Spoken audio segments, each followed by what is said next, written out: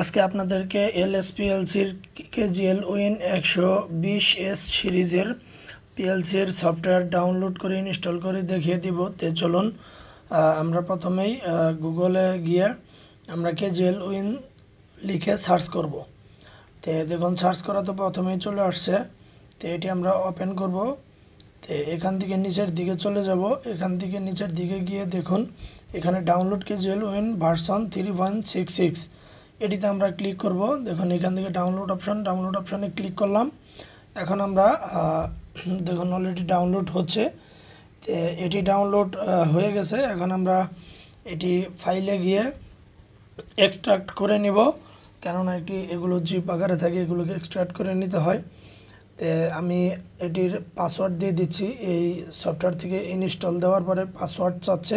এই পাসওয়ার্ডটা হচ্ছে PLC 247। এখন এটি দিয়ে দেওয়াতে ফাইলটি ওকে হয়ে গেছে। এটি আমি এখন এক্সট্রাক্ট করে নিচ্ছি। অল এক্সট্রাক্ট দিয়ে দিলাম। এখানেও দেখুন পাসওয়ার্ড আছে, এখানে PLC 247 দিয়ে দিব, তাহলেই হয়ে যাবে। এখন আমি ওকে দিয়ে দিব। PLC247.com এটার পাসওয়ার্ড, এটি দিয়ে ওকে করে দিচ্ছি। দেখুন ফাইলটি এক্সট্রাক্ট হয়ে গেছে। এখন আমি এখান থেকে ফাইলে গিয়ে এটিকে ক্লিক করলেই ইনস্টল চলে আসবে। এটি আমি ক্লিক করে দিলাম। দেখুন ইনস্টল হচ্ছে। এখন এখান থেকে নেক্সট করব। নেক্সট করাতে দেখুন এটি ফাইলগুলো কপিং হচ্ছে এবং ইনস্টল হচ্ছে। এখানে 120S মাস্টার কে সিরিজের সফটওয়্যার হচ্ছে কেজিএল উইন।